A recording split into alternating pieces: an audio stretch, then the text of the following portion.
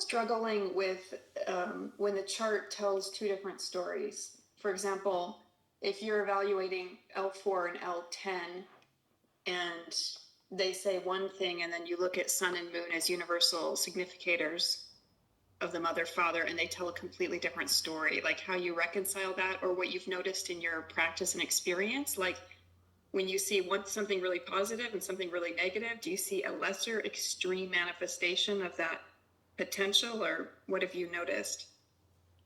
So the question is, how do we reconcile challenges between various factors within a birth chart that could potentially mean the same thing? And the example that was given was, we know that L4 and L10, or the ruler of the fourth house and the ruler of the 10th house, have to do with the parents within our birth chart. The ruler of the fourth house is our father, the ruler of our 10th house is our mother.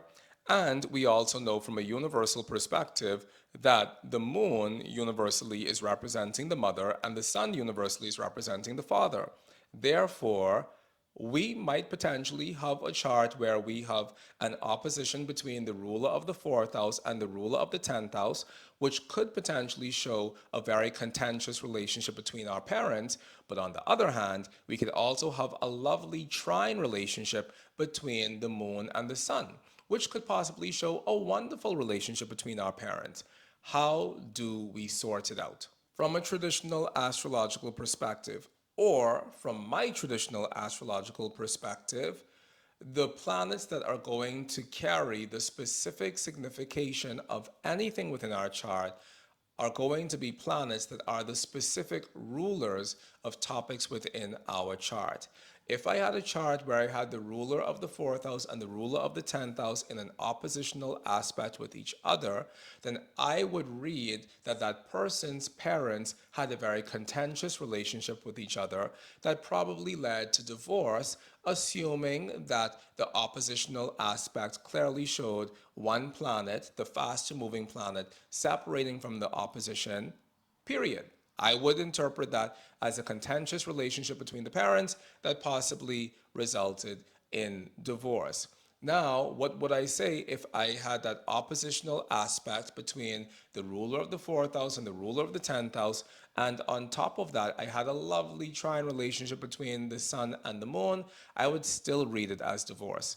And the reason I would read it as a contentious relationship or as divorce is because the specific significators within our chart are always going to speak more loudly and more clearly than the universal significators within our chart. If someone is having a wonderful relationship between the ruler of their first house and the ruler of their seventh house, I would read that as being that person having a wonderful marriage and a wonderful love or romantic partnership theme within their life in general. And this is true even if that person has an afflicted Venus. Now, I cringe to say that because in my mind it's actually not fully true, and I would have to take it based on a case by case perspective because very often an afflicted Venus does represent an afflicted love life. And I'm not too satisfied to say it because I would love a version of traditional astrology where the specific rulers of the houses gave us clearer or gave us more specific information regarding the topics within a person's life than the universal significators do. However, very often an afflicted Venus is an afflicted love life. So, I think there's an exception regarding that, and I have some other things to say about it, which I won't say right now, because that's just how that tends to pan out. However, you will more wisely judge about the relationship between a person and their partner by deriving your answers based on the connection between the ruler of the first house and the ruler of the seventh house from a traditional astrological perspective. Now, there are versions of astrology that work quite well without using houses at all. And these versions of astrology are Uranian astrology as well as cosmobiology, two branches of astrology that I think that every practicing astrologer in the West should have some facility in using because Uranian astrology and cosmobiology are really the only true astrological innovation that has occurred in 2,000 years of astrological practice. when we look at Uranian astrology and cosmobiology, we find a true divergence from classical astrology in all of its shapes and permutations that we don't really see happening anywhere else within our astrological practice. Within those systems, we specifically use the planets as universal significators. So the sun does become the universal significator of my father. The moon does become the universal significator of my mother. Venus does become the universal significator of my love life, and on and on.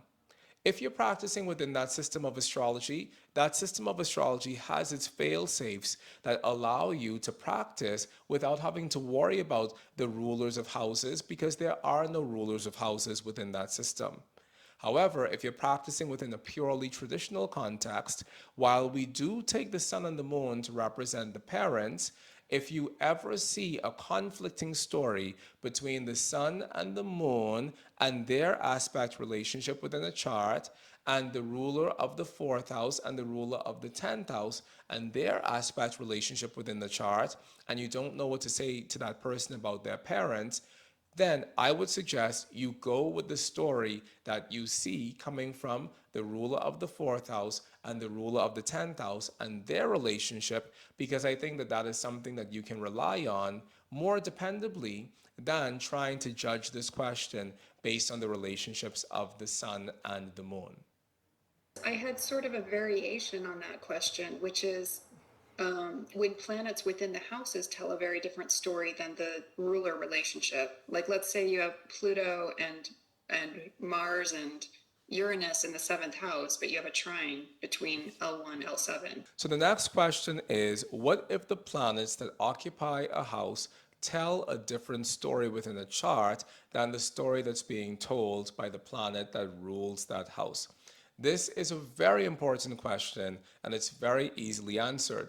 Because from a traditional astrological perspective, particularly from the perspective of Jean-Baptiste Morin in the 17th century, planets that we find within a house are going to represent our relationship to that house within our earlier years of life, whereas the planet that rules a house is going to represent our relationship to the topics of that house within our later years of life. So, for example, if you have planets within your seventh house that set you up for a wonderful, glorious romantic relationship, but the ruler of your seventh house sets you up for a very challenging romantic relationship, chances are you will experience your lover's bliss earlier on within life, and later on within life, you might find yourself facing an unchangeable problem or issue that constantly comes up within your love life in relationship to your partners.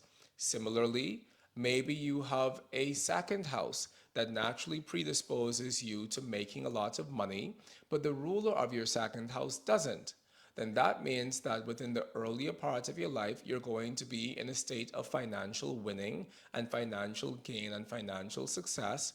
However, later on within your life, you're very likely to be faced with challenges regarding your finances that have no relationship whatsoever to the previously known financial success that you had experienced up until that moment in time.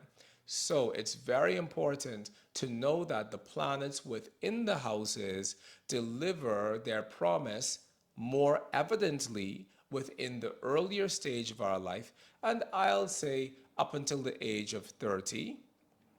And probably a part of me saying that is because I'm 31 and I'm still waiting for some of my natal promise to load. And I have some things that look very good, but they don't look very good when I'm young. They look very good once I passed a particular age. So hopefully 30 is the threshold, but assuming that 30 is not the threshold, we'll say 35, because how long is a lifetime in any event?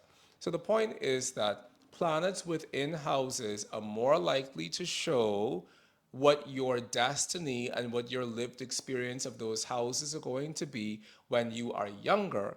Whereas the closer you come to the end of your story, that is when the planets that rule those houses are going to become more evident and more impactful within the context of your life. Thank you so much for that. Yeah. You're very welcome. I said it before, but I realized I that know it's not your fault. It's my fault it's for not your not fault. for not taking it in a deeper way. No, the thing is, things come up, things make sense to us when we start facing them. You know, it may not make sense in the beginning. Like a lot of the things that I say in these Q and A's are things that I've said 1,000 times. However, they make more sense when we're in a place where we're facing those things within our practice than they do if you just hear it as a throwaway statement from me one time. So keep asking the questions. I like to reiterate.